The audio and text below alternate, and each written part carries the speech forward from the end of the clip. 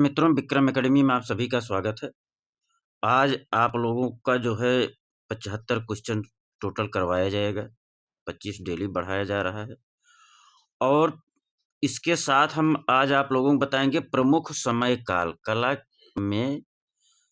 कला में जो प्रमुख जो है समय काल है, किसका कौन सा काल है, उस पे हम लोग चर्चा करेंगे, जिससे आप लोगों का जो है बेसिक कॉन्सेप्ट क्लियर हो जाए। जो भूल जाता है वो क्लियर हो जाएगा। कला के क्षेत्र में प्रमुख समय काल देखेंगे 75 क्वेश्चन के बाद। आइए हम लोग पहला प्रश्न देखते हैं।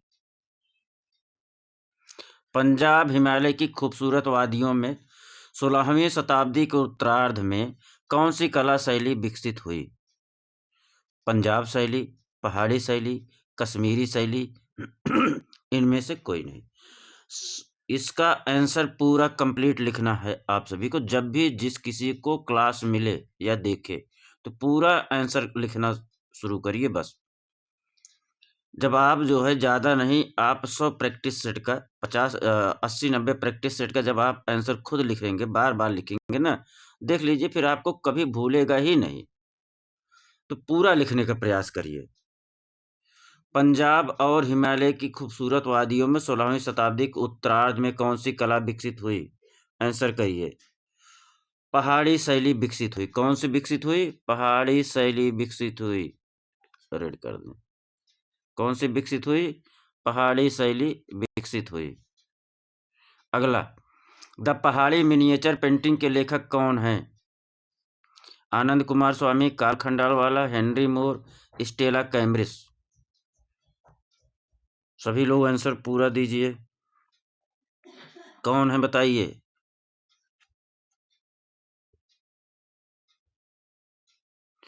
कार्ल खंडालवाला है। कौन है? कार्ल खंडालवाला हैं। द पहाड़ी मिनिएचर पेंटिंग के लेखक कौन है? कार्ल खंडालवाला हैं। दक्कनी लघु चित्रकला शैली पल्लवित हुई। दक्कनी चित्रकला शैली पल्लवित हुई कहाँ, कब? 15वीं शताब्दी के अंत से 17वीं शताब्दी के प्रारंभ तक, 16वीं शताब्दी के प्रारंभ से 18वीं शताब्दी के अंत तक, 18वीं शताब्दी के प्रारंभ से 19वीं शताब्दी के अंत तक, 16वीं शताब्दी के अंत से 17वीं शताब्दी के अंत तक। 53। दक्कनी लघु चित्रकला की शैली कब पल्लवित हुई?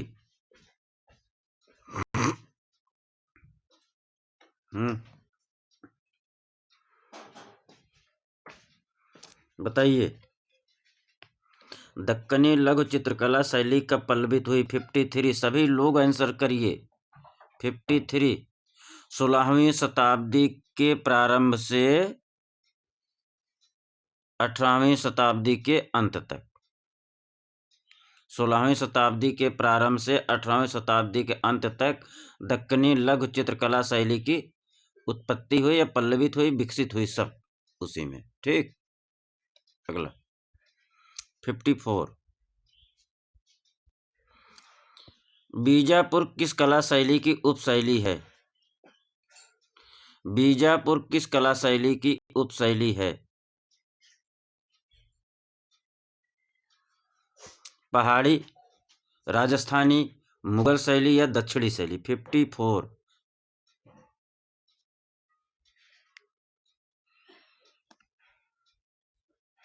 बीजापुर किस कला शैली की उपशैली है? दक्षिणी शैली की उपशैली है। किसकी? दक्षिणी शैली की उपशैली है। बीजापुर किस कला शैली की उपशैली है? दक्षिणी शैली की उपशैली है। अगला प्रश्न, दक्कन शैली के 17वीं शताब्दी के चित्र कहाँ सुरक्षित हैं? Indian museum Kolkata, Prince of Wales museum Mumbai, Salar Jung museum Hyderabad. 55। Deccan शैली के 17वीं शताब्दी के चित्र कहाँ सुरक्षित हैं? सलार जंग संग्रह म्यूजियम हैदराबाद। दक्कन शैली के 17वीं शताब्दी के चित्र सलार जंग म्यूजियम हैदराबाद में सुरक्षित हैं। दक्कन शैली के 17वीं शताब्दी के चित्र कहाँ सुरक्षित हैं? सलार जंग म्यूजियम हैदराबाद में सुरक्षित हैं। आगे चलिए। आरंभिक रेखांकन, पृष्ठभूमि, आकृति कार्य, व्यक्ति चित्रण व पूर्णवाद्य रेखांकन लघु चित्र कार्यशाला में विभिन्न कलाकारों की योग्यता के आधार पर बांटा गया था। राजस्थानी लघु चित्रण, पहाड़ी लघु चित्रण, दक्कन लघु चित्रण या मुगल लघु चित्रण। 56। फिर से प्रश्न पढ़िए, ना समझ में आ रहा प्रश्न बार बार पढ़िए, आंसर अपने आप याद हो जाएगा। आरंभिक रेखांकन, पृष्ठभूमि, आकृति कार्य, व्यक्ति चित्रण, पूर्णवाद्य रेखांकन लघु चित्र कार्यशाला में विभिन्न कलाकारों की योग्यता के आधार पर बांटा गया था। किस शैली में बांटा गया था? योग्यता के आधार पर मुगल लघु चित्रण में बांटा गया था। किस में बांटा गया था? कलाकारों की योग्यता के आधार पर मुगल लघु चित्र कला में बांटा गया था। आगे चलिए। निम्नलिखित में से क्या भारतीय इस्लामिक वास्तुकला की एक विशेषता है? क्या भारतीय इस्लामिक वास्तुकला की एक विशेषता नहीं है? इन चारों में से क्या भारतीय इस्लामिक वास्तुकला की विशेषता नहीं है? एक विशेषता नहीं है। मेहराब और सहतीर, गुम्मद, मीनार और शिखर, इन चारों में से इस्लामिक वास्तुकला की विशेषता नहीं है। 57। भारतीय इस्लामिक वास्तुकला की विशेषता तो थी किसमें? मेहराब और सहतीर, ये तो विशेषता थी। और गुम्मद भी था इस्लामिक वास्तुकला में। ठीक, 57। हाँ ठीक, आइए 57 सभी लोग समझिए इसको। मीनार भी था, भारतीय इस्लामिक वास्तुकला की विशेषता में आता है, लेकिन शिखर नहीं था। शिखर नहीं था, यही आंसर सही है। अगला प्रश्न देखिए आप लोग। प्रारंभिक मुगल लघु चित्रकला शैली पर देसी विषय वस्तु और चित्रकला शैली के साथ प्रभाव किसका था? प्रारंभिक मुगल लघु चित्रकला शैली पर देसी विषय वस्तु और चित्रकला शैली के साथ प्रभाव किस शैली का था? अफ्रीकी शैली, यूरोपीय शैली, फारसी शैली या रूसी शैली? प्रारंभिक पूछ रहा है। 58 पाइए।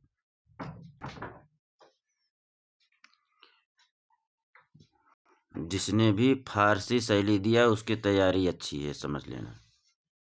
क्या है? फारसी शैली। प्रारंभ में मुगल लघु चित्रकला शैली विषय वस्तु चित्रकला शैली के साथ किसका प्रभाव था? फारसी शैली का प्रभाव था मुगल लघु चित्रकला पर।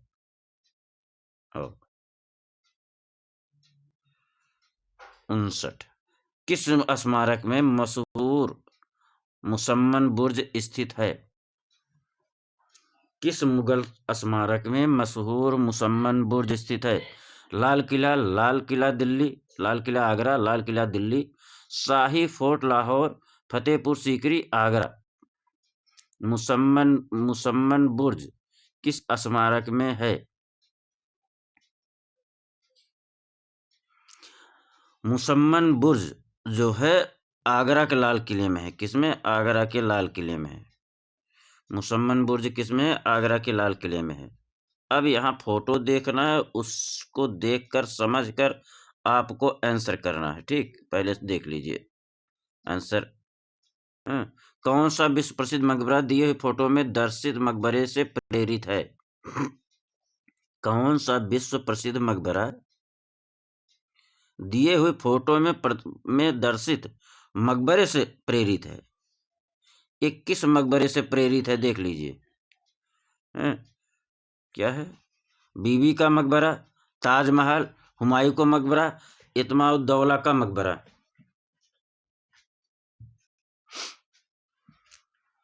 किससे प्रेरित है? थोड़ा और ऊपर कर दें। ताजमहल किससे प्रेरित है? ताजमहल। चलिए आगे, ये यूजीसी नेट में ऐसे प्रश्न आ जाते हैं। अजंता की गुफा क्रमांक 26 में बनी महापरिनिर्वाण मूर्ति बुद्ध के जीवन के किस घटना से संबंधित है? जन्म, विवाह, घर छोड़कर जाना, मृत्यु। 61।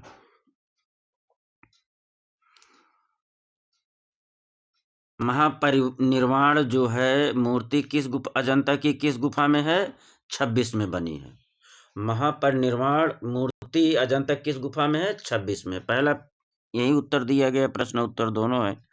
महापरिनिर्वाण किससे संबंधित है? मृत्यु से संबंधित है। बुद्ध के जीवन के मृत्यु की घटना से संबंधित है महापरिनिर्वाण। आगे चलिए।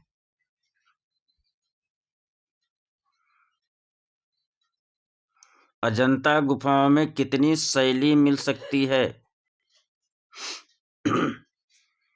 12, 15, 20, 5। तो अजंता शैली में 20 प्रकार की शैली मिल सकती है। कितने? 20 प्रकार की। अगला प्रश्न 63। अजंता की कौन से नंबर की गुफाएं हीनयान संप्रदाय से संबंधित है? अजंता की कौन से नंबर की गुफाएं हीनयान संप्रदाय से संबंधित है? 1 से 4, 6 से 7, 8 से 11, 8 से 13। ऐसे प्रश्न जो है गलत नहीं होने चाहिए एग्जाम में। यहाँ गलती हो जाए चलेगा, लेकिन इसके बाद फिर गलत ना हो परीक्षा हाल में। बताइए सब लोग, आंसर बताइए। 63 क्या हो जाएगा? 8 से 13। क्या है? 8 से 13 जो है हीनयान संप्रदाय से संबंधित है। चलिए, वेशांतर जातक कथा का चित्र अजंता की किस गुफा में है चित्रित है? वेशांतर जातक का चित्र अजंता की किस गुफा में चित्रित है? 8, 17, 5 और 15। 64 पे आइए।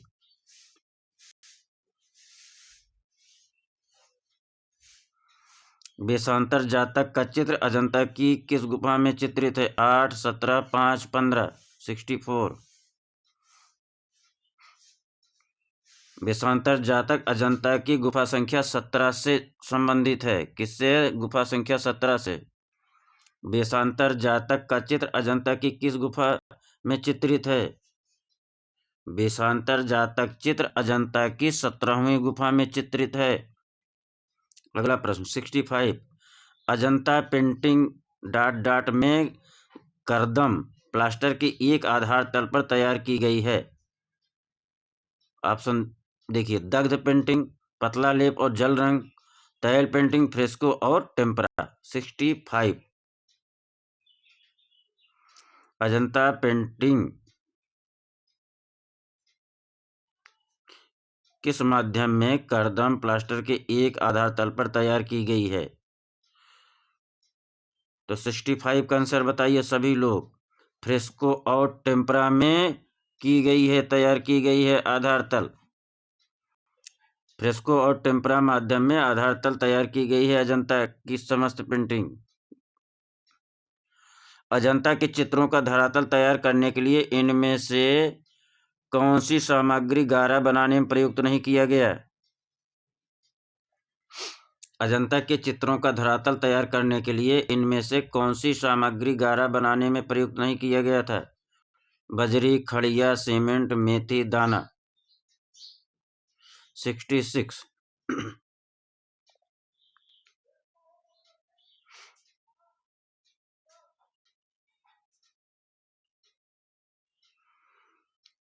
अजंता के चित्रों का धरातल तैयार करने के लिए इनमें से कौन सी सामग्री गारा बनाने में प्रयुक्त नहीं किया गया था? प्रयुक्त नहीं किया गया था, ये ध्यान देना है।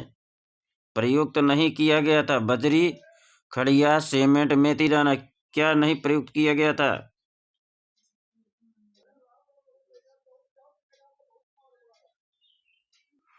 सीमेंट नहीं था उस समय। क्या? सीमेंट का प्रयोग नहीं किया गया था। जो नहीं था वही आंसर सही है।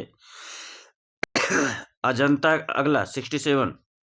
अजंता के भित्ति चित्रण में प्रयुक्त लेपिस लाजली इनमें से किस देश से आयातित किया जाता था? श्रीलंका, तिब्बत, नेपाल, फारस। 67। फारस, बदखसा फारस से मंगाया जाता था। ईरान, फारस, बदखसा और क्या क्या है, ऑप्शन के हिसाब से लगाना है। ठीक। कहाँ से यार हटे गए। 68 पाइए सभी लोग पढ़िए और इस दोनों का आंसर आप लोग दीजिए कमेंट बॉक्स में, पढ़ के दोनों का आंसर दीजिए। अजंता की किस गुफा में श्याम जातक चित्रित है? जिसने 10 गुफा संख्या लिखा है उसका सही है। अगला, अजंता गुफाओं में मूर्तियों के निर्माण में आमतौर पर किस तकनीक का उपयोग किया गया है?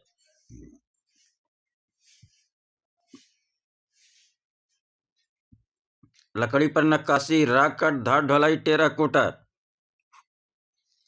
राग कट हो जाएगा यहाँ राइट आंसर। जोगी मारा गुफा के चित्रों का हिस्सा नहीं है। इसमें देखना जोगी मारा गुफा का हिस्सा नहीं है। मानव आकृति है, मछली है, हाथी है, नारियल पेड़ के साथ प्राकृतिक दृश्य है, बताइए है कि नहीं है? नहीं है।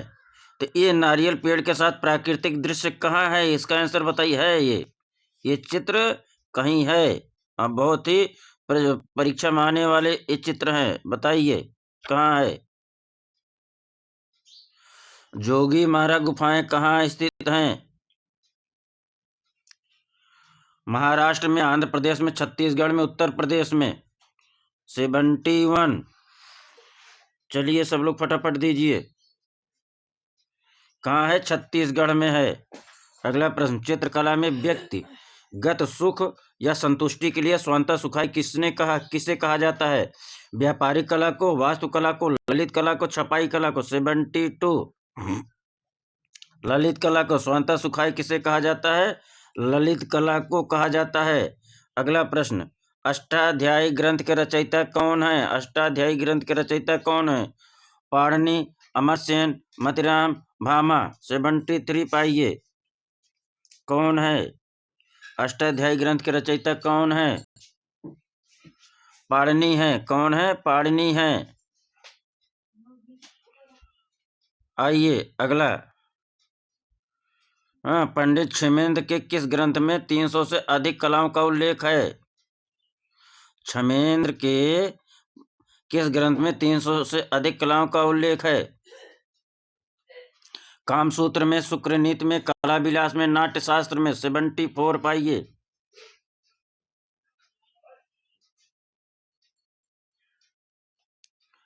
पंडित क्षमेंद्र के किस ग्रंथ में 300 से अधिक कलाओं का उल्लेख किया गया है? कला विलास में 300 से अधिक कलाओं का उल्लेख किया गया है। 300 से अधिक कलाओं का उल्लेख किया गया है। किसके?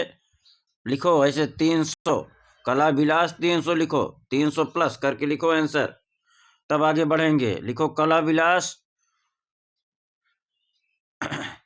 300 प्लस, तो एक बना रहेगा याद।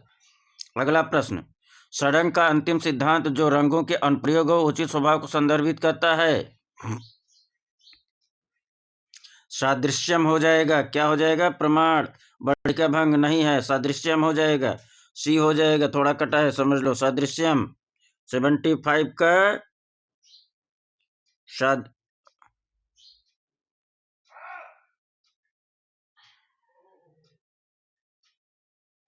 क्या होगा यार? गलत तो नहीं मैं बता रहा हूँ। इसको ऊपर करो। क्या कह रहा है जरा पढ़ो आप लोग भी तो। षड्ंग का अंतिम सिद्धांत जो रंगों के अनुप्रयोग और उचित स्वभाव को संदर्भित करता है। षड्ंग रंगों के यार कह रहा, बड़का भंग हो जाएगा। तो रंगों का अनुप्रयोग, रंग बड़का भंग, रंग बड़का भंग। हाँ चलो। 19वीं शताब्दी के पटना शैली के 4 प्रमुख कलाकार कौन थे? सेवकराम, शिवलाल, हुलासलाल, जयराम दास या हुसालाल, जयराम दास, झुमकलाल, हीरालाल। अगला, सेवकराम, शिवलाल, हीरालाल, प्रेमलाल, गंगाराम, हीरालाल, जयराम दास, झुमकलाल। कौन है?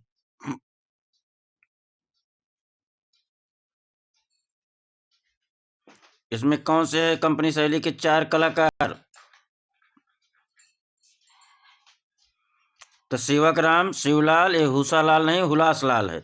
जयराम पहला हो जाएगा। कंपनी शैली के चित्रकार हैं कौन कौन? सेवकराम, शिवलाल, हुलासलाल, जयराम दास कंपनी शैली के प्रमुख चित्रकार हैं। आगे चलिए।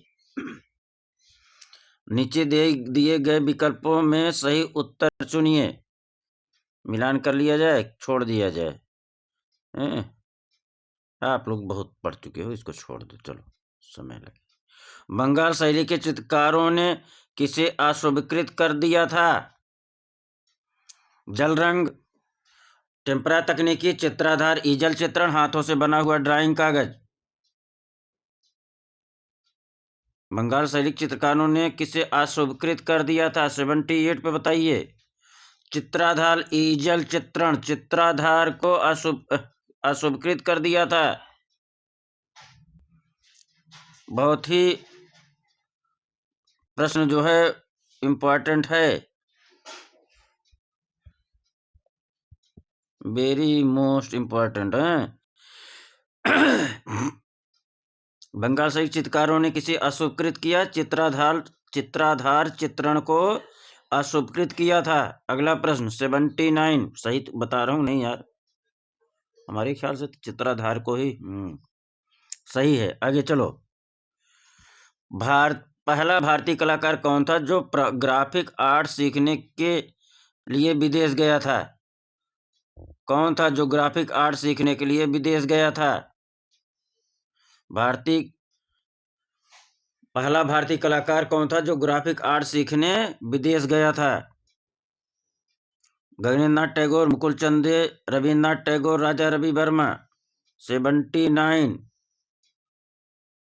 मुकुल चंद्र डे थे जो ग्राफिक आर्ट सीखने विदेश गए थे। इनकी मुलाकात वहाँ एक बहुत विशेष प्रसिद्ध व्यक्ति से हुई थी, कलाकार से। मुकुल चंद्र डे की किससे मुलाकात हुई थी जब ये ग्राफिक आर्ट सीखने गए थे? प्रश्न आने वाला है ऐसा प्रश्न, आप लोग बताइए कमेंट बॉक्स में। बंगाल के महान संत चैतन्य महाप्रभु के आध्यात्मिक जीवन पर निम्न में से किसने चित्रण किया? बंगाल के महान संत चैतन्य महाप्रभु के आध्यात्मिक जीवन पर निम्न में से किसने चित्रण किया? शैलेंद्र नाथ डे, अवनींद्रनाथ टैगोर, असित कुमार हलदार, छितेंद्रनाथ मजूमदार।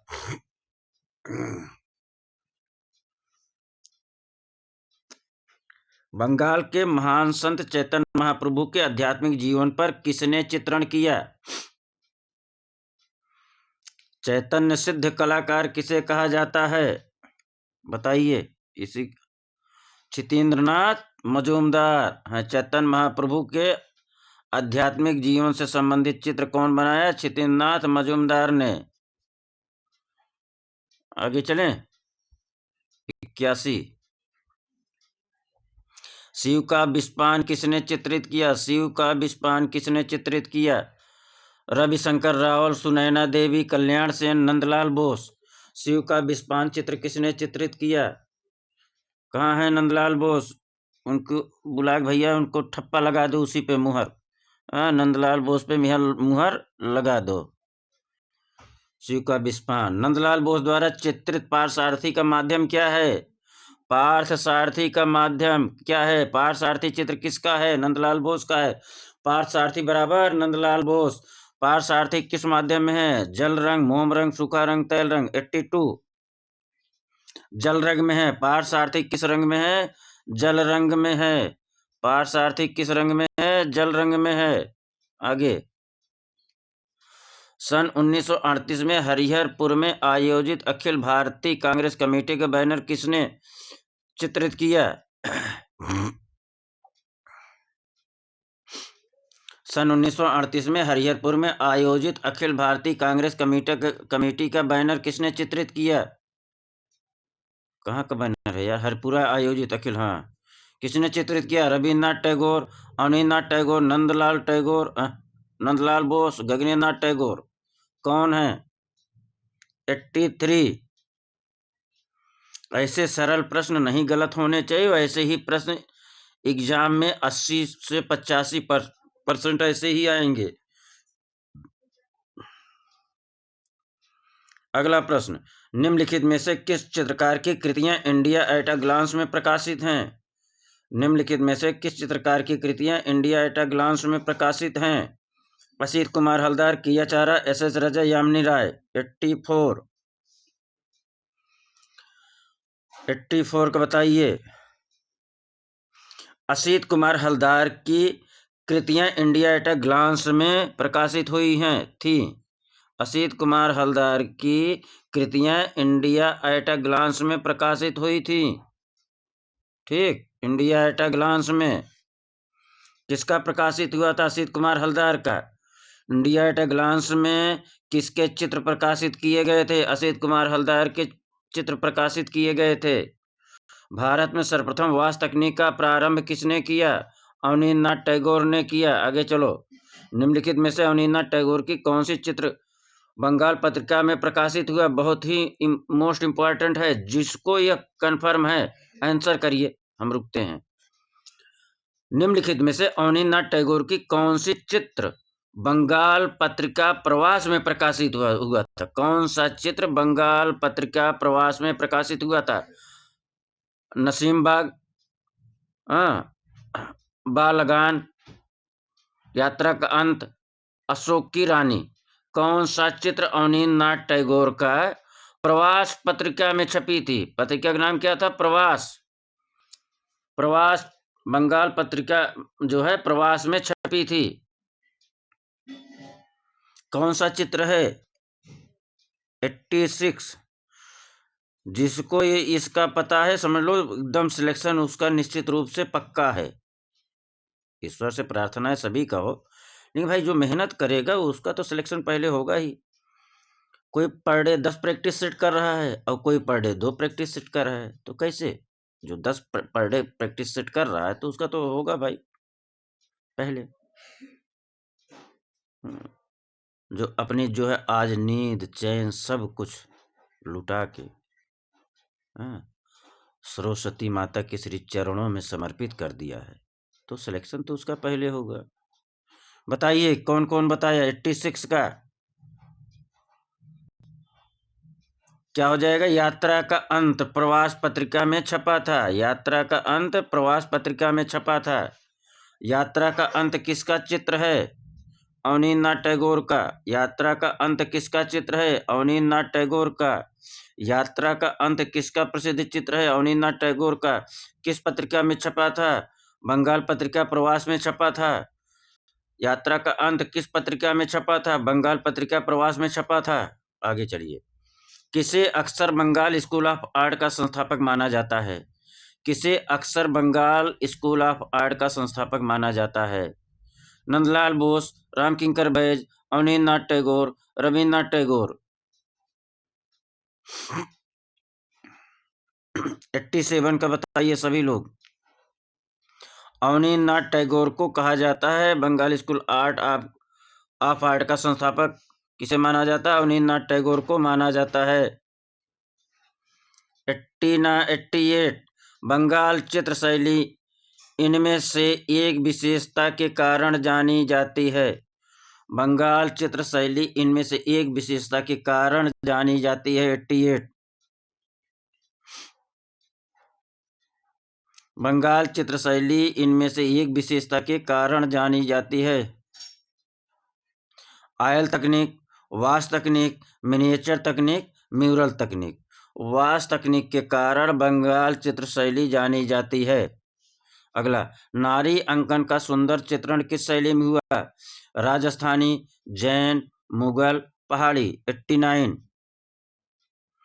नारी का अंकन सुंदर चित्रण जो है पहाड़ी शैली में किया गया है। नारी अंकन का सुंदर चित्रण, क्या सुंदर चित्रण किस शैली में किया गया है? पहाड़ी शैली में किया गया है। नारी अंकन का सुंदर चित्रण किस शैली में किया गया है? पहाड़ी शैली में किया गया है। सुंदर नारी का सुंदर चित्रण बराबर पहाड़ी। भारतीय कला में समानुपात का तात्पर्य क्या है? लावण्य से, रूपभेद से, प्रमाणानि से, सादृश्य से। भारतीय कला में समानुपात का तात्पर्य क्या है? बहुत ही अच्छा प्रश्न है। ऐसे ही प्रश्न आते हैं, देख लेना। ऐसे ही प्रश्न आने वाला है आपके एग्जाम में। भारतीय कला में समानुपात का तात्पर्य क्या है? 90 सभी लोग आंसर करिए। क्या है? प्रमाणांश से संबंध है। समानुपात का तात्पर्य क्या है? प्रमाणानि से संबंधित है। किससे संबंधित है? प्रमाणानि से संबंधित है। कौन से प्राचीन ग्रंथ में यह उक्ति है? कला नाम प्रवरम चित्रम धर्म कामार्थ मोक्षदम।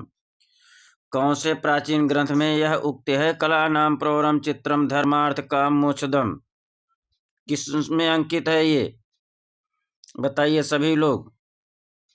ये सब प्रश्न आने वाले हैं। ये जो है प्रैक्टिस सेट मित्रों, बहुत ही आपके लिए स्पेशल प्रैक्टिस सेट है। अर्जुन सीरीज क्या है? अर्जुन सीरीज बहुत ही स्पेशल है आपके परीक्षा के लिए।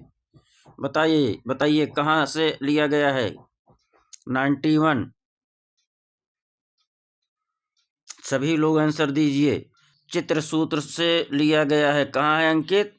यह उक्त कला नाम प्रवरम चित्रम धर्म कामार्थ मोक्षदम चित्र सूत्र में लिखा गया है। कला नाम प्रवरम चित्रम धर्मार्थ काम मोक्षदम।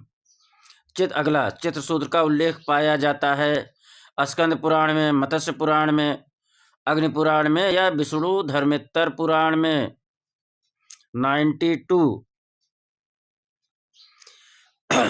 92 पाइए।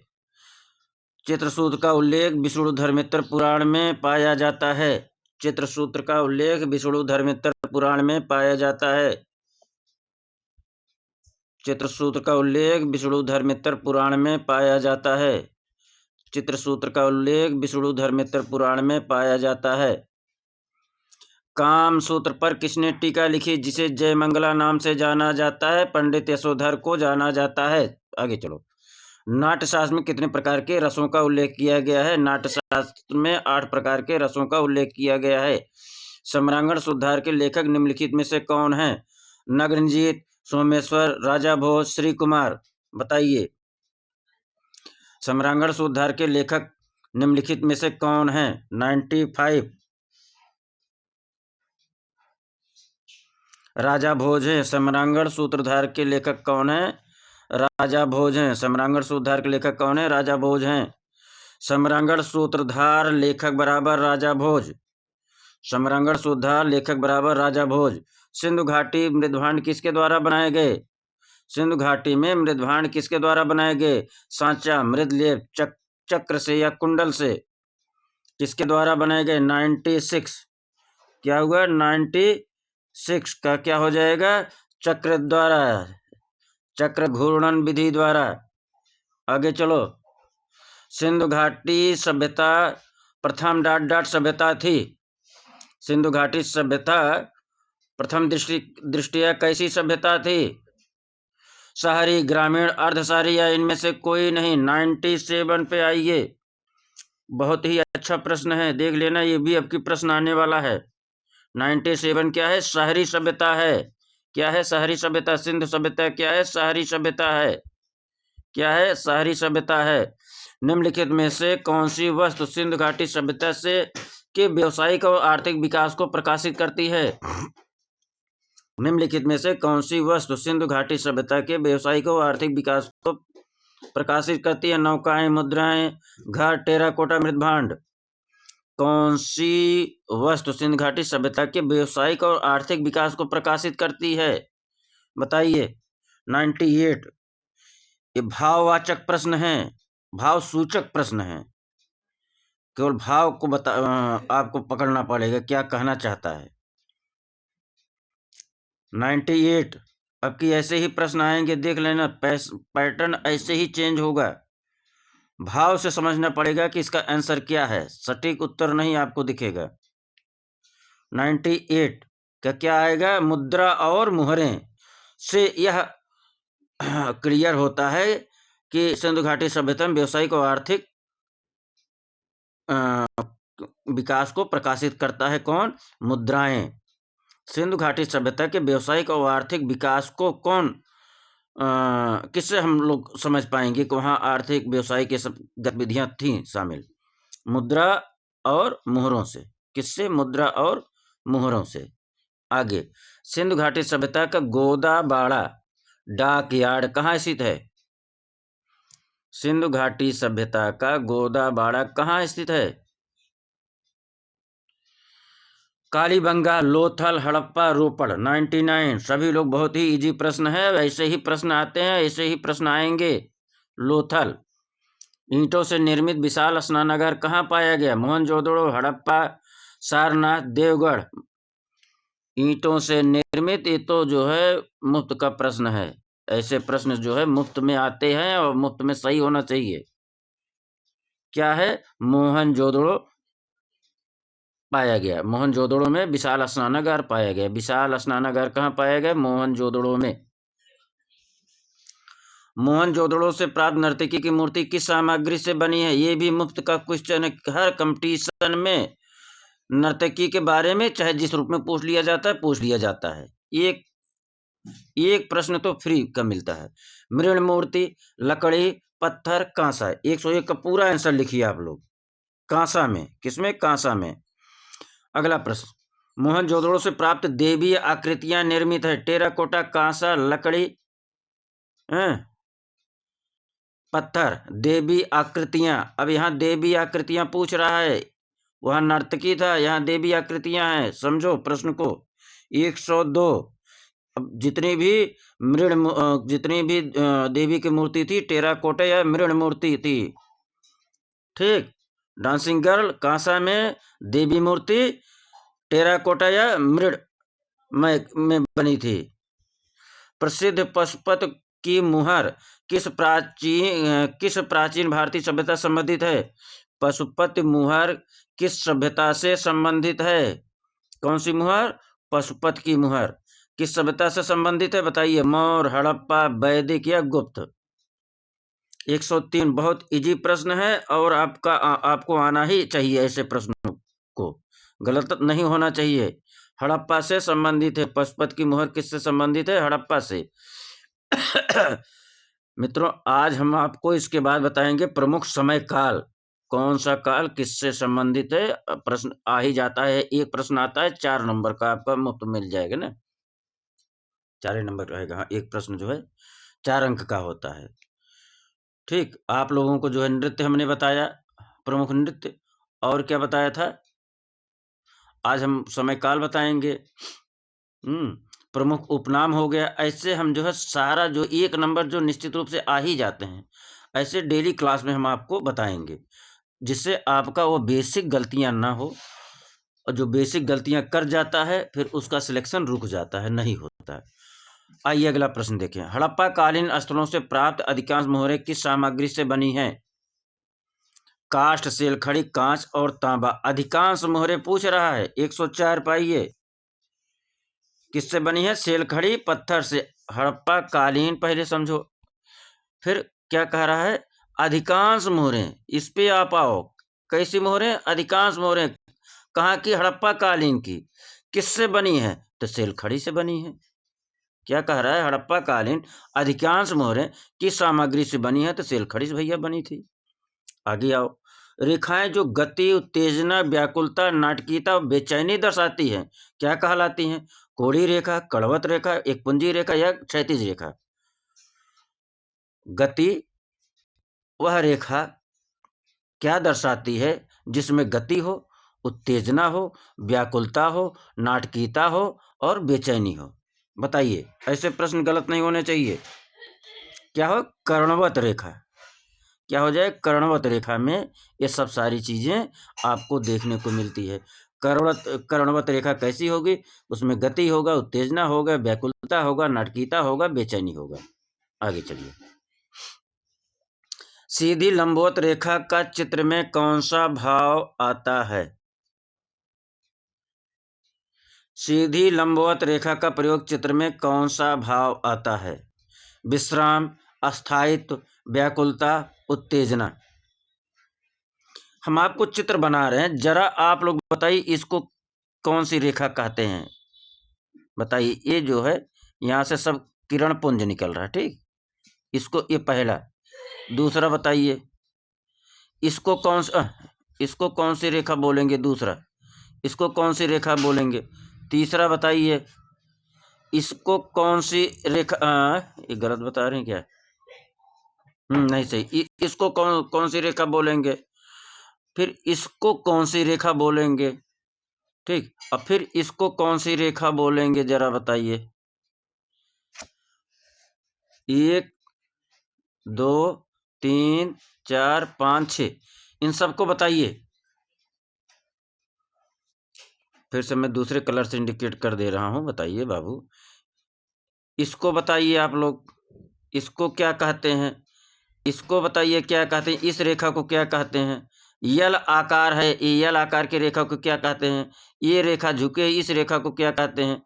ये इस रेखा को क्या कहते हैं? फिर से इसको मैं बना दे रहा हूँ, बताइए जरा सब लोग इसका नाम बताइए। यहाँ से प्रश्न आते हैं। आगे चलिए, बताते रहिए, समझ में आ गया होगा फिगर। अब बताइए 106 का, 106 का क्या हो जाएगा? अस्थायित्व हो जाएगा। सीधी लंबवत रेखा का प्रयोग चित्र में कौन सा भाव प्रकट करता है? अस्थायित्व भाव प्रकट करता है। सीधी लंबवत रेखा प्रयोग चित्र में कौन सा भाव प्रकट करता है? देखिए कौन सा भाव, इसको अलग करो, प्रकट करता है, लाता है, तो अस्थायित्व का भाव प्रकट करता है। क्या करता है? अस्थायित्व का भाव प्रकट करता है। क्या करता है? अस्थायित्व का भाव प्रकट करता है। अगला प्रश्न, पैटर्न क्या है? बताइए पैटर्न क्या है? अलंकारिक आलेखन, पार्श्विक आकृति, देव आकृति या मानव आकृति? पैटर्न क्या है? 107। पैटर्न अलंकारिक आकृति है। पैटर्न क्या है? अलंकारिक आकृति है। रंग वर्णिक क्या होगा? क्या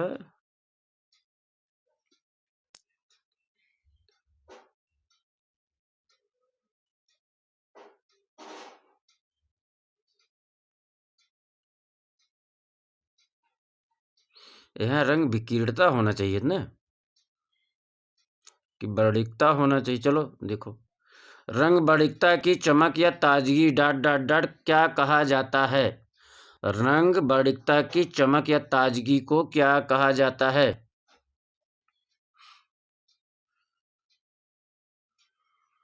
रंग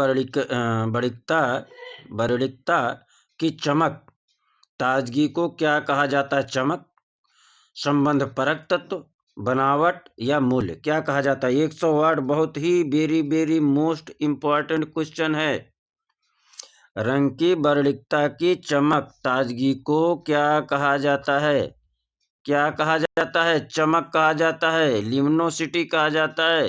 क्या कहा जाता है? लिमिनोसिटी, चमक कहा जाता है। 108 क्लियर। 109 चलिए, पीले रंग का मानसिक प्रभाव क्या होता है? पीले रंग का मानसिक प्रभाव क्या होता है? पीले रंग का मानसिक प्रभाव क्या होता है? प्रेम, संघर्ष, प्रकाश, आनंद। पीले रंग का मानसिक प्रभाव क्या होता है? 109 पे आइए। पीले रंग का मानसिक प्रभाव प्रकाश होता है। पीले रंग का मानसिक प्रभाव प्रकाश होता है। 110 पूरक रंग योजना, अवर्णीय रंग किसी चित्र में एक ही रंग के विभिन्न तानों का प्रयोग क्या कहलाता है? किसी चित्र में, एक एक शब्द को तोड़ो पहले, किसी चित्र में एक ही रंग की विभिन्न तानों का प्रयोग क्या कहलाता है? पूरक रंग योजना, अवर्णीय रंग योजना, एक वर्णीय रंग योजना या समीपवर्ती रंग योजना? 110 का आंसर करिए मित्रों। क्या हो जाएगा? एक ही रंग के विभिन्न तानों का प्रयोग एक वर्णीय रंग योजना कहलाएगा। एक ही रंग के विभिन्न तानों का प्रयोग क्या कहलाएगा? एक वर्णीय रंग योजना कहलाएगा। एक वर्णीय रंग योजना किसे कहते हैं? एक ही रंग के विभिन्न तानों का प्रयोग एक वर्णीय रंग योजना कहते हैं। पेस्टल रंग कैसा माध्यम है? पेस्टल रंग कैसा माध्यम है? पेस्टल रंग कैसा माध्यम है? बताइए। शुष्क, आर्द्र माध्यम, अर्ध शुष्क माध्यम, या इनमें से कोई नहीं। 111 बताइए। शुष्क माध्यम, पेस्टल रंग कैसा है? शुष्क माध्यम है। पूर्ण अंधकार में हरी पत्ती पर लाल प्रकाश डालने से वह किस रंग की दिखाई देगी? कॉन्सेप्ट समझो। पूर्ण अंधकार है, पूरा अंधेरा है, हरी पत्ती है, हरी पत्ती पर लाल प्रकाश डाला जा रहा है। कैसा? लाल प्रकाश डाला जा रहा है। ध्यान देना, हरी कैसा प्रकाश डाला जा रहा है? हरी पत्ती पर। कैसा हरी पत्ती कैसा है? हरी है। रंग कैसा डाला जा रहा है? लाल। तो हरी लाल का जब मिश्रण होगा तो वह किस रंग का दिखाई देगा? हरा प्लस लाल बराबर बताइए क्या हो जाएगा? लाल, हरी, काली, पीली। वह कैसा दिखाई देगा? 112। तो काली हो जाएगी। हरा लाल का जब होगा पूर्ण अंधकार में हरी पत्ती पर लाल प्रकाश डालने से वह किस रंग का दिखाई देगा? काली दिखाई देगी। ठीक। कैसे दिखाई देगी? काली दिखाई देगी। चित्रकला का कौन सा तत्व दर्शक को सर्वप्रथम आकर्षित करता है? चित्रकला का कौन सा तत्व दर्शक को सर्वप्रथम आकर्षित करता है? चित्रकला का कौन सा तत्व दर्शक को सर्वप्रथम आकर्षित करता है? 113 पाइए। सामंजस्य, रंग, रूप, तान। चित्रकला का कौन सा तत्व दर्शक को सर्वप्रथम आकर्षित करता है? चित्रकला का कौन सा तत्व रंग जो है दर्शक को सर्वप्रथम आकर्षित करता है? चित्र में रंग दर्शक को सर्वप्रथम आकर्षित करता है। निम्नलिखित में से किस रंग का टोन सबसे हल्का होता है? निम्नलिखित में किस रंग का टोन आभा सबसे हल्का होता है? हरा का, नारंगी का, नींबू पीला, लाल का। सबसे हल्का टोन किसका होता है? 114। नींबू का होता है, नींबू पीला का होता है। सबसे हल्का टोन किसका होता है? नींबू पीला का होता है। 115। कितना है? ये तो भाग रहा है यार। अगला प्रश्न।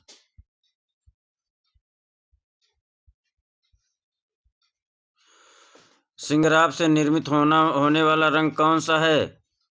सिंगराब से निर्मित होने वाला रंग कौन सा है? येलो आकर, टेरीवट ग्रीन, स्कारलेट लाल या कोबाल्ट ब्लू।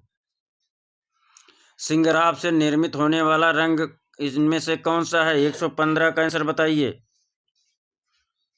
गेट बंद करो जी। सिंगराब से निर्मित होने वाला रंग क्या है? येलो आकर, टेरेवट ग्रीन, स्कारलेट लाल, कोबाल्ट ब्लू। 115 पे आंसर करिए। सिंगराब से निर्मित होने वाला रंग स्कारलेट है। क्या है? स्कारलेट है। सिंगराब से निर्मित होने वाला रंग कैसा है? स्कारलेट है। सिंगराब से निर्मित होने वाला रंग कैसा है? होता है स्कारलेट लाल होता है। सिंगराब से निर्मित होने वाला रंग कैसा होता है? स्कारलेट लाल होता है। अगला, ये सब किसके हिस्से हैं? रेखा, रूप, रंग, तान, पोत, अंतराल। कला के तत्व है, कला का सिद्धांत है, षडंग है या रस है? क्या है? यह प्रश्न सबको आना चाहिए मित्रों। अगर यह नहीं आया, जिसकी गलती हुई, समझ लो अभी बेसिक आपका बहुत कमजोर है। 116 का आंसर बताइए सभी लोग। 21 का हिस्सा है? कला तत्व का है, कला सिद्धांत का है, षडंग का है, रस का है। रेखा, रूप, रंग, तान, पोत, अंतराल।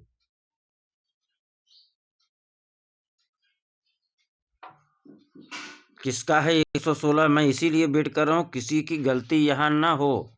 यहाँ हो जावे ठीक है, लेकिन परीक्षा भवन में नहीं होना चाहिए ऐसे प्रश्न। ऐसे प्रश्न आपको सिलेक्ट करवा देते हैं, ऐसे प्रश्न आपको बाहर कर देते हैं। 116 क्या हो जाएगा? कला के तत्व। Very good, very good. जिसने दिया कला का तत्व, तैयारी आप सबकी अच्छी है। हरीशचंद्र तारामती ओलियोग्राफ की चित्र रचना वर्मा ने कब बनाया था?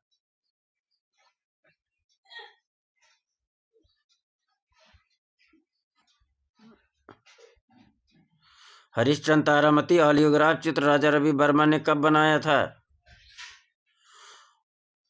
1898, 1998, 1896, 1895। हरीशचंद्र तारामती 117 पाइए। हरीशचंद्र तारामती ऑलियोग्राफ, हरीशचंद्र तारामती ऑलियोग्राफ माध्यम से बना था राजा रवि वर्मा ने बनाया है। इसका सन आपको बताना है। 117 1898 में। हरिश्चंद्र तारामती कब बनाए थे? 1898 में। हरिश्चंद्र तारामती ऑलियोग्राफ चित्र किसने बनाया? राजा रवि वर्मा ने बनाया। कब बनाया? 1898 ईस्वी में। हरिश्चंद्र तारामती ऑलियोग्राफ में राजा रवि वर्मा का चित्र 1898 में बना है। अगला प्रश्न, सिंघनपुर स्थान किसके लिए प्रसिद्ध है? 118 पाइए। मंदिरों हेतु, प्रागैतिहासिक शैल चित्रों के लिए, मूर्तिकला के लिए, म्यूरल के लिए, प्रागैतिहासिक शैल चित्र के लिए प्रसिद्ध है। आगे चलिए।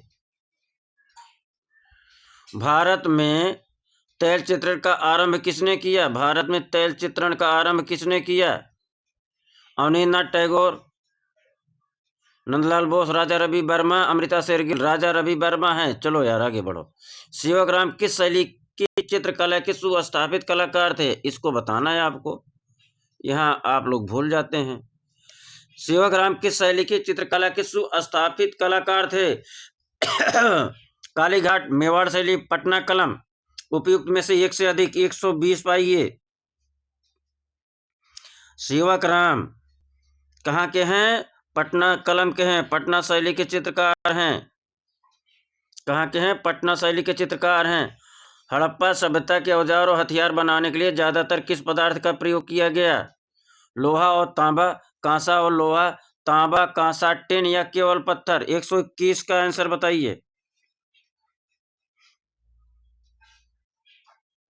तांबा, कांसा और टिन ज्यादातर प्रयोग किया गया है। तांबा, कांसा और टिन का प्रयोग किया गया है। अगला है 122, दयाराम साहनी का संबंध इनमें से किस सभ्यता से है? दयाराम साहनी का संबंध किससे संबंधित है? इन सभ्यता में हड़प्पा, मोहनजोदड़ो, राखीगढ़ी, धौलावीरा, किससे संबंधित है दयाराम साहनी? इसमें 122, दयाराम साहनी का संबंध हड़प्पा की खुदाई से है। दयाराम साहनी का संबंध हड़प्पा की खुदाई से है। सिंधु घाटी की सभ्यता से प्राप्त अधिकांश भूषण आभूषण किस सामग्री से बने? पत्थर के मोती, लकड़ी के मोती, प्लास्टिक के मोती, कांच के मोती। 123 किसके बने? पत्थर के मोती से बने हैं। सिंधु घाटी सभ्यता से प्राप्त अधिकांश आभूषण किस सामग्री से बना है? किस सामग्री से? पत्थर से बना है। किस सामग्री से बना है? पत्थर से बना है। सिंधु घाटी सभ्यता में मोहरों का क्या उपयोग होता था? सिंधु घाटी सभ्यता में मोहरों का क्या उपयोग होता था? व्यापार के लिए, शिकार के लिए, सजावट के लिए, खेल के लिए। 124 पाइए। मित्रों इसके बाद प्रमुख समय काल आप चर्चा होगी। ठीक, प्रश्न हम रखेंगे, आपको बताना, नहीं जो नहीं, उसके बाद फिर हम आंसर भी बताएंगे। ठीक, एक बार प्रश्न रखेंगे, जिसको आ रहा होगा कमेंट बॉक्स में दीजिएगा उत्तर, नहीं आ रहा होगा तो फिर हम बताएंगे, नोट कर लेना है सबको। सिंधु घाटी सभ्यता में मोहरों का क्या उपयोग होता है? 124 व्यापार के लिए, सब पता है। चलो, सिंधु घाटी सभ्यता के उत्कृष्ट अवशेषों में व्यापक विस्तार में मिले अवशेष किसके हैं? सिंधु घाटी सभ्यता के उत्कृष्ट अवशेषों में व्यापक विस्तार में मिले अवशेष किसके हैं?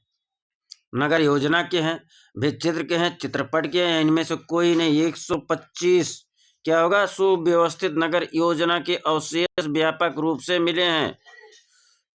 किसके मिले हैं? सुव्यवस्थित नगर योजना के अवशेष व्यापक रूप से मिले हैं। कहाँ मिले हैं? सिंधु घाटी सभ्यता में मिले हैं। प्रमुख समय काल पे हम लोग चर्चा करते हैं। आइए, कला की दृष्टि से प्रमुख समय काल। क्या? प्रमुख समय काल। ठीक, चलिए बस 1 सेकंड आप लोग दीजिए, 2 सेकंड बस, प्रश्न आपके सामने है।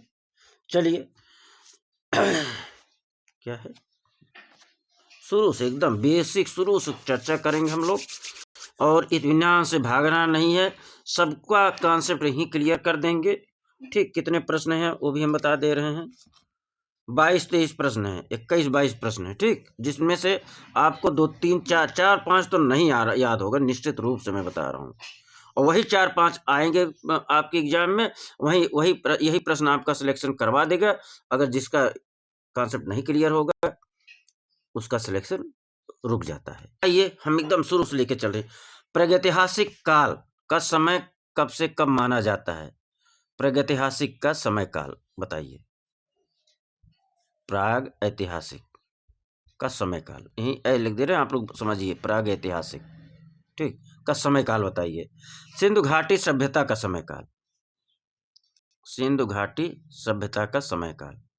अभी इजी पूछ रहे हैं, अभी धीरे धीरे आपको कठिन वाला आ रहा है। सिंधु घाटी सभ्यता का समय काल बताइए।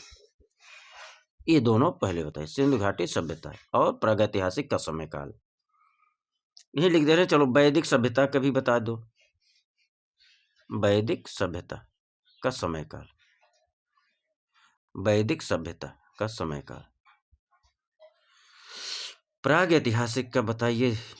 सबको आना चाहिए यार, ऐसे प्रश्न गलती नहीं होने चाहिए, ठीक।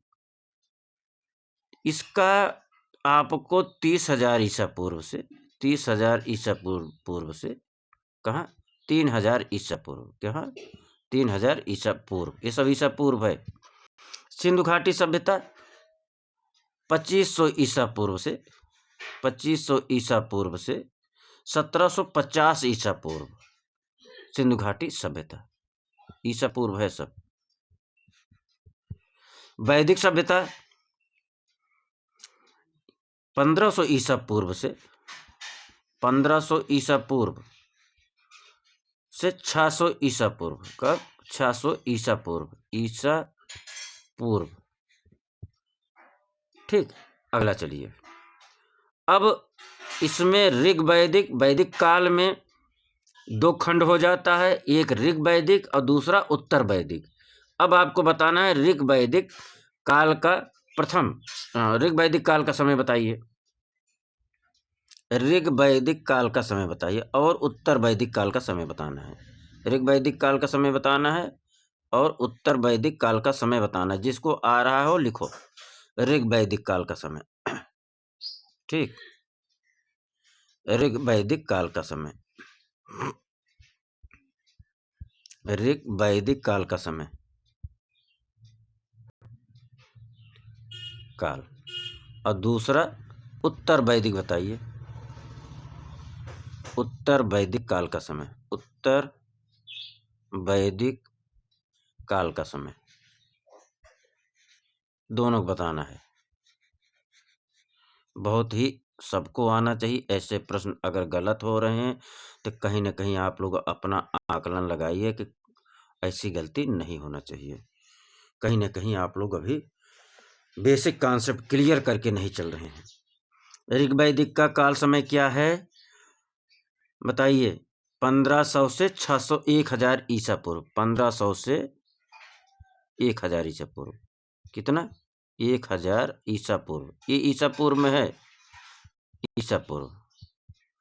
उत्तर वैदिक काल का समय काल क्या है, 1000 ईसा पूर्व से 600 ईसा पूर्व है, कितना, 600 ईसा पूर्व है उत्तर वैदिक काल का, ठीक। मौर्य काल में जो है अशोक का काल प्रमुख रूप से कला के दृष्टिकोण से माना जाता है। ये अशोक का काल जो है 300 ईसा पूर्व माना जाता है।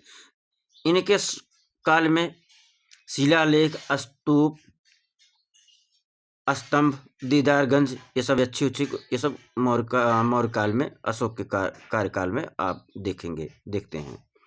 अब आता है मौर्य काल के बाद शुंग काल। तो शुंग काल का समय बताइए।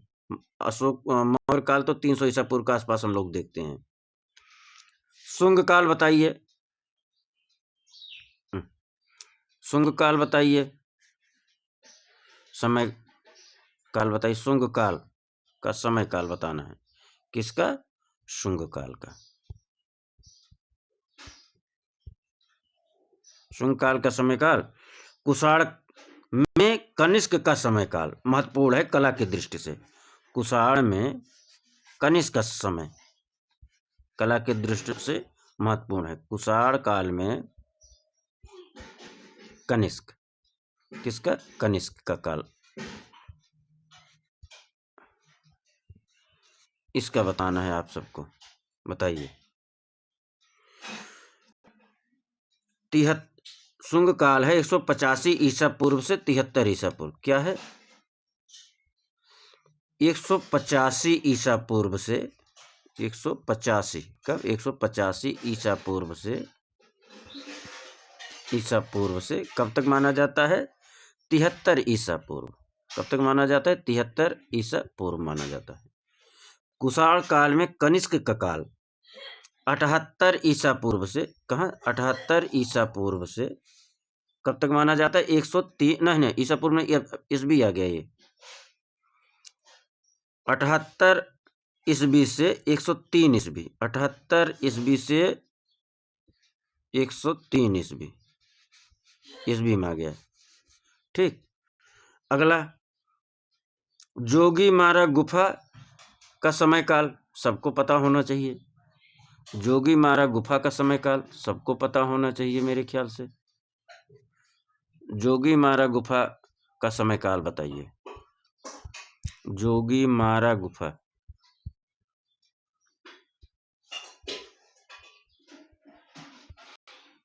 गुफा का समय काल बताइए। अजंता गुफा का समय काल बताइए। अजंता गुफा का समय काल बताइए। एलोरा का समय काल बताइए। एलोरा का समय काल बताइए।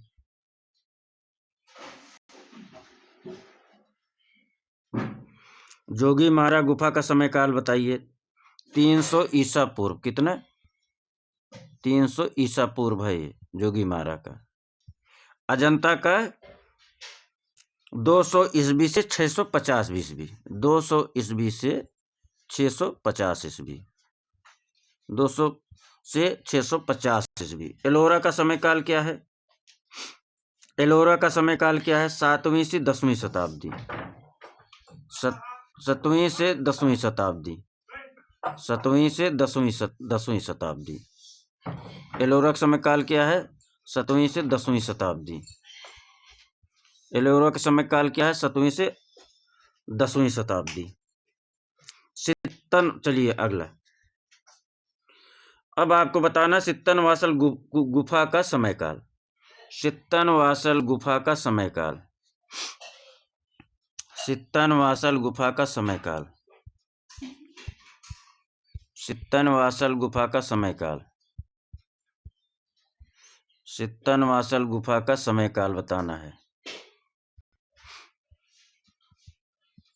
सित्तनवासल गुफा का समय काल बताना है आपको। 7वीं से 9वीं शताब्दी ईस्वी।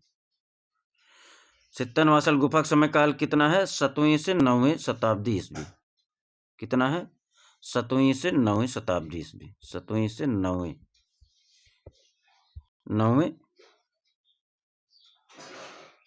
शताब्दी ईस्वी। ठीक, ईस्वी। देवगढ़ का दशावतार मंदिर का समय काल। देवगढ़ का दशावतार मंदिर बताइए। देवगढ़ का दशावतार मंदिर का समय काल बताइए। देवगढ़, देवगढ़ दशावतार मंदिर। देवगढ़ दशावतार मंदिर। देवगढ़ दशावतार मंदिर।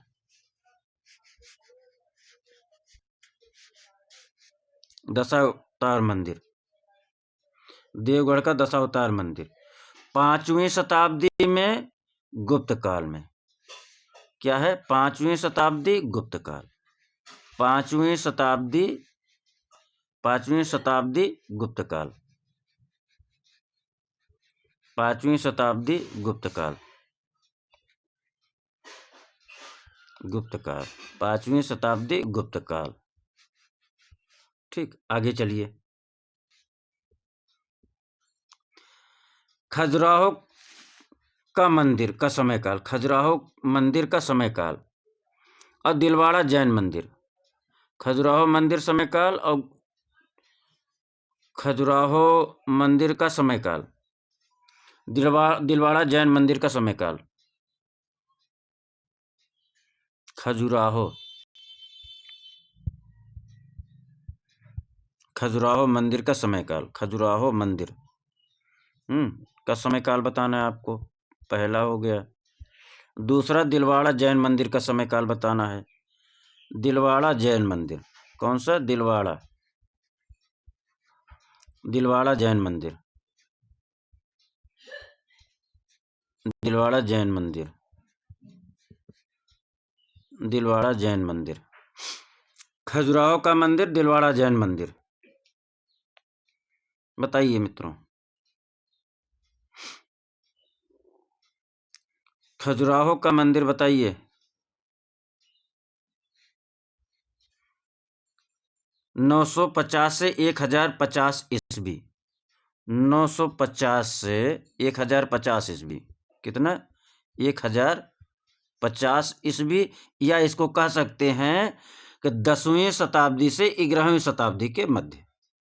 दिलवाड़ा 13वीं शताब्दी ईस्वी माना जाता है, 13वीं शताब्दी ईस्वी माना जाता है, 13वीं शताब्दी ईस्वी माना जाता है। दिलवाड़ा जैन मंदिर कब माना जाता है? 13वीं शताब्दी ईस्वी माना जाता है।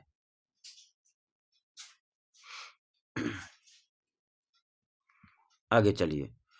कोणार्क का सूर्य मंदिर, कोणार्क का सूर्य मंदिर, कोणार्क का सूर्य मंदिर समय काल बताइए और कागज पर चित्रण का समय काल बताइए।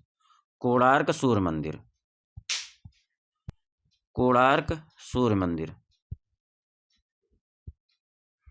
कोणार्क सूर्य मंदिर,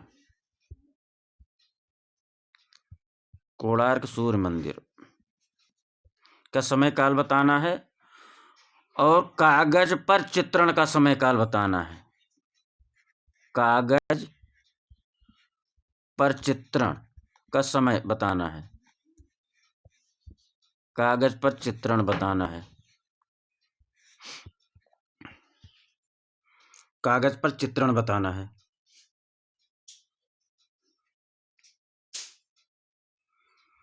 कोणार्क का सूर्य मंदिर समय काल क्या है? 13वीं शताब्दी है। कितना है? 13वीं शताब्दी है, 13वीं शताब्दी कोणार्क का सूर्य मंदिर का समय काल है। कोणार्क सूर्य मंदिर का समय काल कितना है? 13वीं शताब्दी है। कागज पर चित्रण का समय काल क्या माना जाता है? 14वीं शताब्दी, 14वीं शताब्दी, 14वीं शताब्दी। ठीक।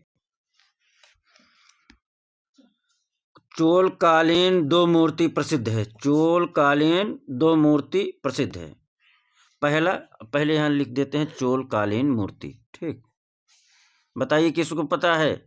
चोलकालीन मूर्ति, चोलकालीन मूर्ति दो मूर्ति है प्रसिद्ध। चोलकालीन मूर्ति में अब आप आइए, पहला क्या हो जाएगा? उमा देवी की मूर्ति। कौन सा पहला? उमा देवी की मूर्ति का समय बताइए। उमा देवी की मूर्ति, उमा देवी की मूर्ति, मूर्ति का समय काल। ठीक। दूसरा नटराज, चोलकालीन नटराज मूर्ति ज्यादा प्रसिद्ध है। नटराज की मूर्ति का समय काल बताइए। नटराज, चोलकालीन नटराज मूर्ति का समय काल बताइए। नटराज मूर्ति का समय काल। चोलकालीन उमा देवी मूर्ति का समय काल क्या है? 11वीं 12वीं शताब्दी आएगा मित्रों, लिखकर तो लगाना क्या है? 11वीं 12वीं शताब्दी, यही भ्रम होता है। इसका लिख के आएगा 11वीं या 11वीं 12वीं दोनों आ सकता है या एक ही आ सकता है। तो इसका क्या है? 11वीं 12वीं शताब्दी है। उमा देवी मूर्ति का समय काल क्या है? लिख कर आएगी 11वीं 12वीं शताब्दी। और नटराज का जो है 12वीं शताब्दी ही माना जाता है। नटराज मूर्ति की 12वीं शताब्दी लिख कर आएगा, यही सही होगा, 12वीं शताब्दी। क्या लिख कर आएगा? 12वीं शताब्दी। 12वीं शताब्दी सही होगा। नटराज की चोलकालीन नटराज मूर्ति और चोलकालीन उमा देवी की मूर्ति 11वीं 12वीं शताब्दी लिख कर आए गए, उस पर टिक लगाना है।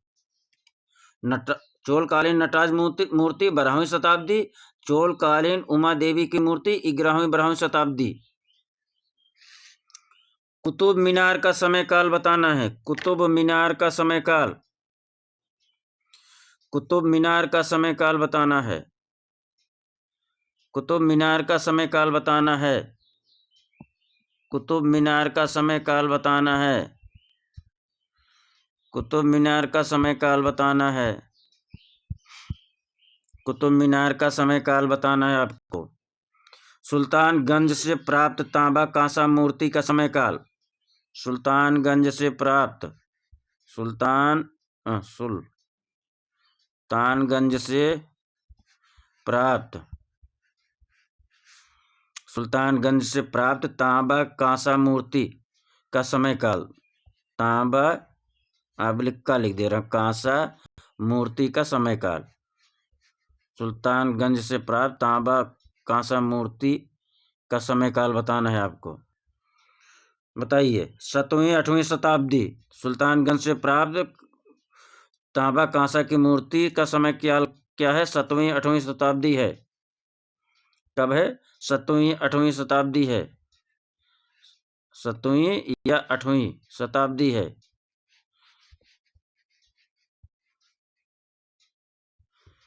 7वीं 8वीं शताब्दी है।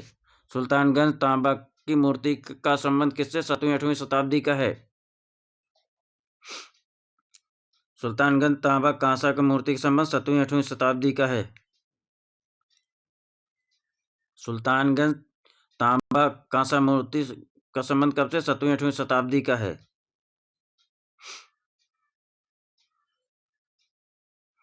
कुतुब मीनार का संबंध बताइए। कुतुब मीनार का समय बताइए। कुतुब मीनार का 12वीं 13वीं शताब्दी माना जाता है।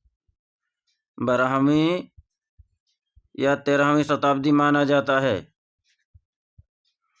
13वीं शताब्दी माना जाता है। कब? 12वीं 13वीं शताब्दी माना जाता है कुतुब मीनार का समय काल। आगे चलिए। कहाँ पहुंच गया यार? कुतुब मीनार पे आ गया, सुल्तानगंज बताने के उधर चला गया। महाबलीपुरम रथ मंदिर का समय काल बताइए। महाबलीपुरम रथ मंदिर का समय काल। महाबलीपुरम रथ मंदिर का समय काल बताना है। महाबलीपुरम रथ मंदिर का समय काल। महाबलीपुरम रथ मंदिर। महाबलीपुरम रथ मंदिर का समय काल बताना है। रथ मंदिर का समय काल बताना है।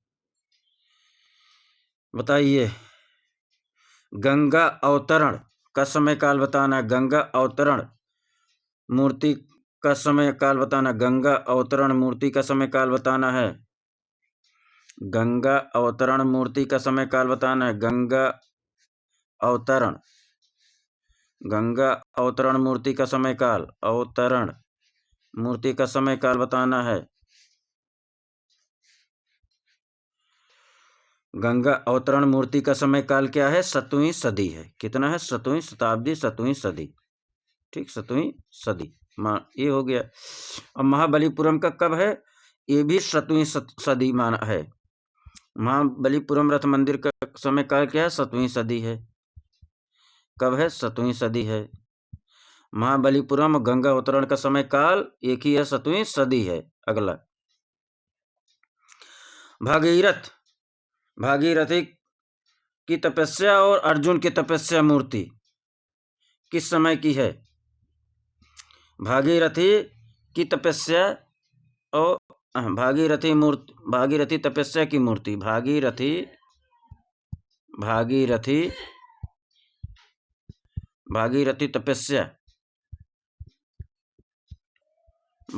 तपस्या मूर्ति का समय काल बताना है। और दूसरा अर्जुन की तपस्या मूर्ति। अर्जुन अर्जुन की तपस्या मूर्ति का समय काल, अर्जुन की तपस्या मूर्ति का समय काल, मूर्ति का समय काल बताना है, दोनों का बताना है। बताइए, जिसको जिसको आ रहा है कमेंट बॉक्स में आंसर दीजिए मित्रों। कब है बताइए। 7वीं शताब्दी भागीरथी मूर्ति का समय काल है, 7वीं शताब्दी या सदी, ठीक।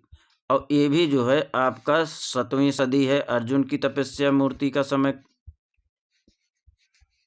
कितना है? 7वीं सदी। भागीरथी अर्जुन की तपस्या मूर्ति किस सदी के है? 7वीं सदी का है।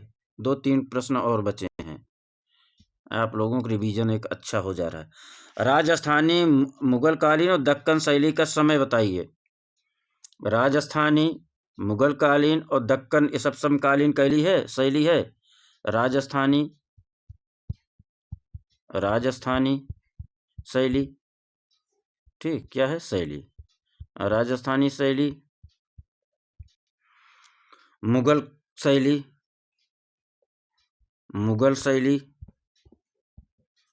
मुगल शैली का समय काल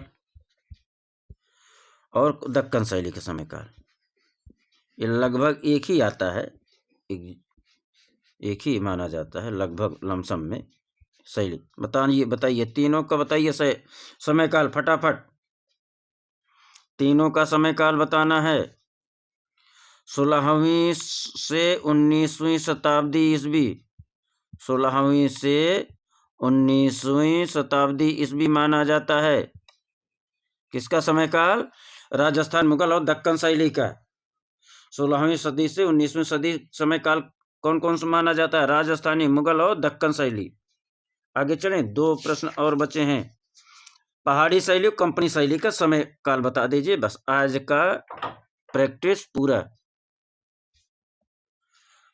अब अगला चले मित्रों, आइए। पहाड़ी शैली का समय काल बताना है सबको। पहाड़ी शैली का समय काल, पहाड़ी शैली और कंपनी शैली, आज का यही जो है हम लोग क्लास क्लोज करेंगे। पहाड़ी शैली फटाफट बताइए, जिसको जिसको आ रहा है। पहाड़ी शैली का समय काल, कंपनी शैली का समय काल, कंपनी शैली का समय काल, कंपनी शैली का समय काल, कंपनी शैली का समय काल बताइए। पहाड़ी शैली का समय काल कितना है? 17 से 19वीं सदी, 17 से 19वीं सदी, इसको सदी समझिएगा, शताब्दी ईस्वी है। और कंपनी शैली का 18 से 19वीं शताब्दी, 18 से 19वीं शताब्दी। अगर यही पूछ ले इसकी शुरुआत कब हुई, कंपनी शैली की शुरुआत, हाँ शुरुआत बताना है। बताइए कंपनी शैली की शुरुआत कब बताएंगे?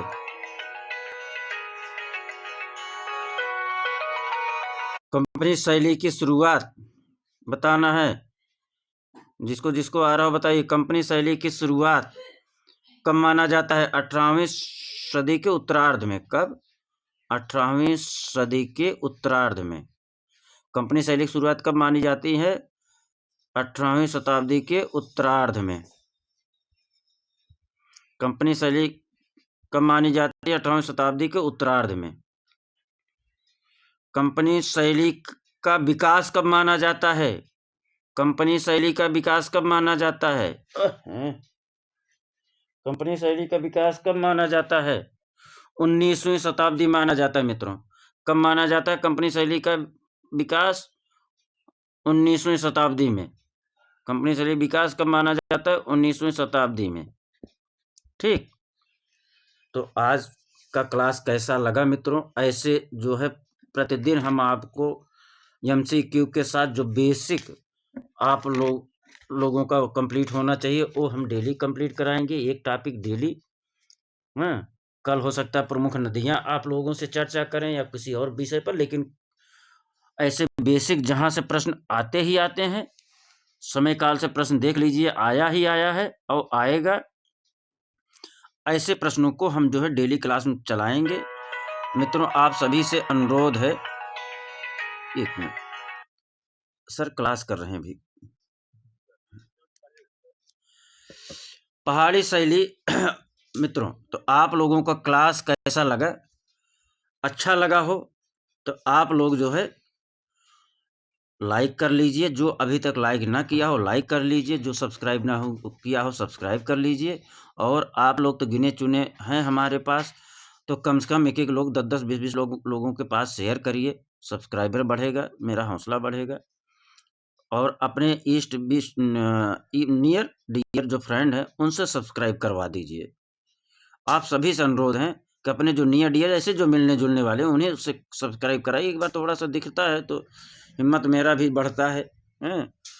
और चलिए, धन्यवाद, नमस्कार। आज आप लोग रेडी रहिएगा, 10 बजे रात में एक नया क्लास शुभारंभ करने वाले हैं। राकेश गोस्वामी वन लाइनर समकालीन कलाकार से हम प्रारंभ करेंगे, या बंगाल शैली से शुरू करते हैं ना? बंगाल शैली या कंपनी शैली से शुरू करें? चलिए देखते हैं।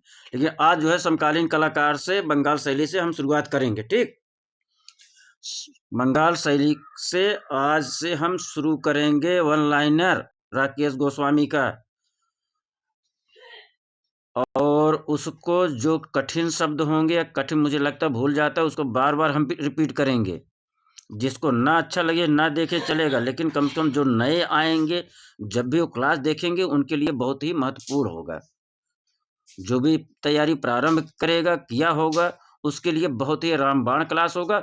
और जो काफ़ी दिनों से केवल प्रैक्टिस सेट कर रहे हैं और बुक नहीं देख रहे, उनके लिए भी यह रामबाण होगा कि उनका अच्छा रिवीजन हो जाएगा। जो लगातार केवल प्रैक्टिस सेट कर रहे हैं 4-6 महीने से और वन लाइनर या टेक्स्ट बुक नहीं पढ़े, भाई टाइम ही नहीं है, मिल पाएगा।